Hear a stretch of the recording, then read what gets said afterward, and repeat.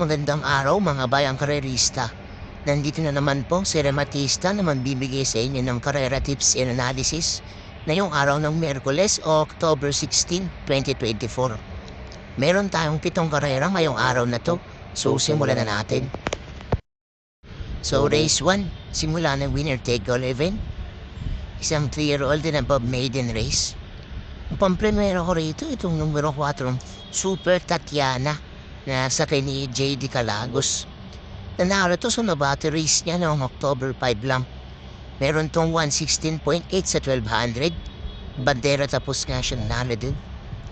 May tulin tong kabayo na to kaya pag walang nagbigay sa kanya ng pressure sa harapan, tingin ko kaya nitong tumapos ng karera. Second choice ko naman itong numero 6 na si Manila Sound na sa ni J.D. Flores. Ito nanalo rin sa nabati race niya noong September 6 pa. Meron tong 116.8 sa 1200. Isang debanderang kabayo rin. Tingin ko ito bibigay ng pressure kay Super Tatiana sa harapan.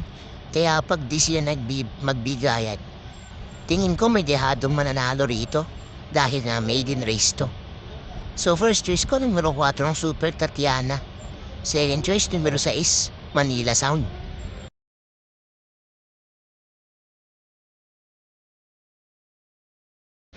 Lipat naman tayo rito sa race 2, simula ng Pick 6 event. Isang class 5 non-placers. Ang pamprimera ko rito itong numero 2 na si Cali Loreto na sa ni CB Garganta. Ito sumobrang baba na nga rito sa grupo to dahil nabulok na. Pero sobrang taas ng grupo nito dati. Tingin ko pag naalala nito yung totoong grupo niya at bumalik yung buti, walang talo to rito dahil babang-baba na nga to sa grupo. Second choice ko naman itong numero 1 Antique Collector na sa ni Marlon Laloma. Ito matulin to kaya tingin ko ito ang mauuna rito. Last win ito meron tong 116.8 sa 1200 noong July 17 pa. Bandera tapos nga siyang nanalo daw. Isang dibanderang kabayo at matibay nga sa harapan. Pag walang humabol dito, kaya nitong tumapos ng karera dahil maikli nga lang ang distansya. So first choice ko numero 2, Cali Loreto. Second choice numero 1, Antique Collector.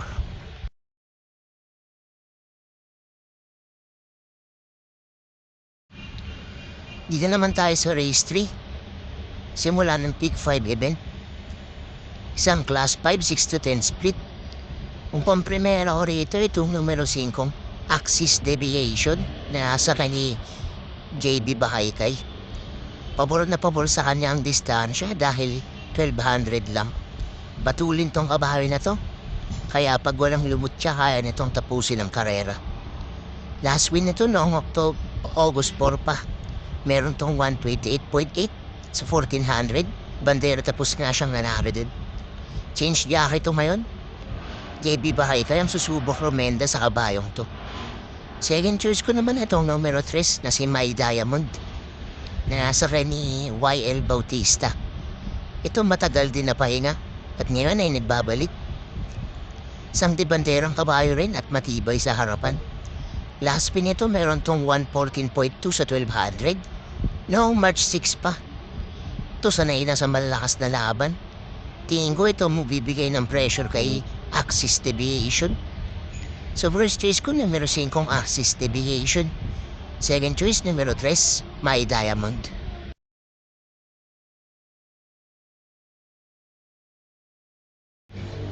Lipat naman tayo rito sa race 4.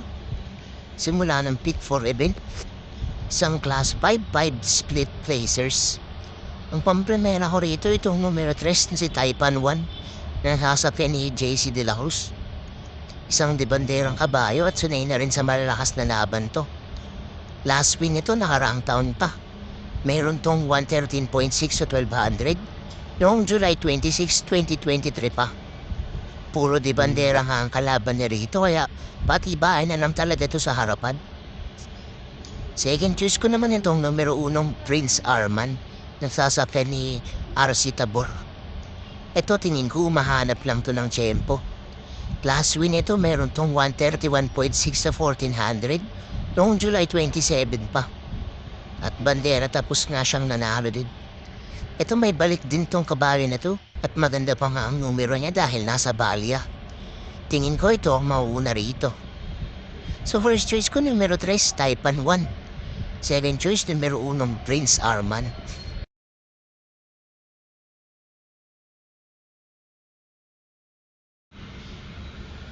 Dito naman tayo sa race 5. Huling extra double para sa araw ng Miyerkules.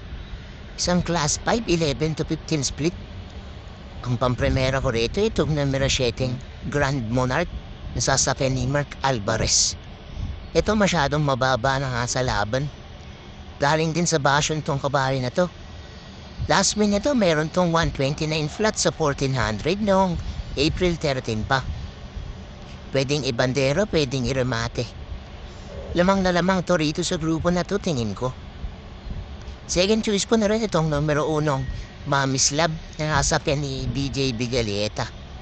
Ito maganda na tinakbo niya ng araan. Meron tong 127 flat sa 1400 noong September 21 lang. Nasigunda to dun kay Ayuda. Ito pwedeng isunod lang at iagapay lang tong kabayo na to. Gamay din doon ang jacket niyang si BJ Bigalieta. So first choice ko numero 7, Grand Monarch. Second choice numero 1, Mami's Lab.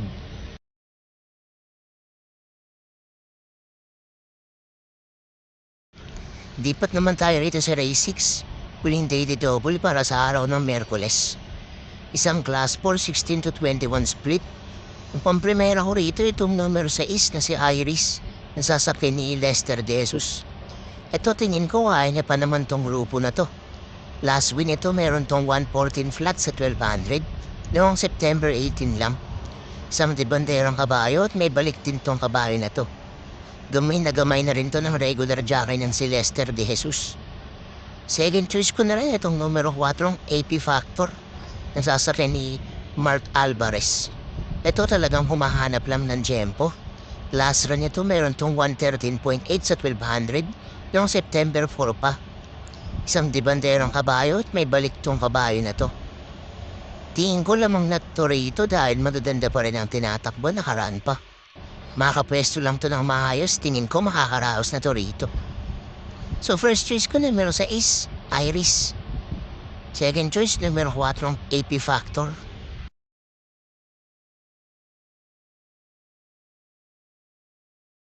At dito na tayo sa race 7. Huling race para sa araw ng Miyerkules at para atingan na ng winner take all. Isang class 5, 11 to 15 split. Ang pampremero ko rito itong numero 6 na si Cash is King, na sasakyan ni Mark Alvarez. Ito mababa na sa grupo to. Last win ito meron tong 128.6 sa 1400 noong July 20 pa. Isang derimating kabayo at sanay na to sa malalakas na laban. Change jockey niya yun. Susubukan rin dahan ni Mark Alvarez. Second choice ko naman itong numero 7, Anli Byrne, na sa ni apprentice jockey Edgy Guerra. Ito ang ganda ng tinakbo nung nakaraan. Meron tong 128.6 sa 1400 noong September 21 lang. Isang debanderang kabayo at ang tibay nga nito sa harapan. Tingin ko ito ang lulutsa kay Mr. Manillennial dito. Matibay na lang sila sa harapan dahil talagang matibay itong kabayo na to. So first choice ko, numero 6, Cash is King. Second choice, numero 7, Anli Byrne.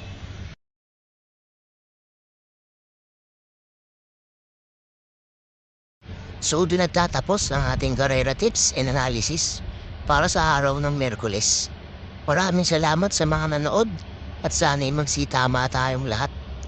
God bless sa inyo mga bayang karerista. Don't forget to like, comment, and subscribe for more karera tips.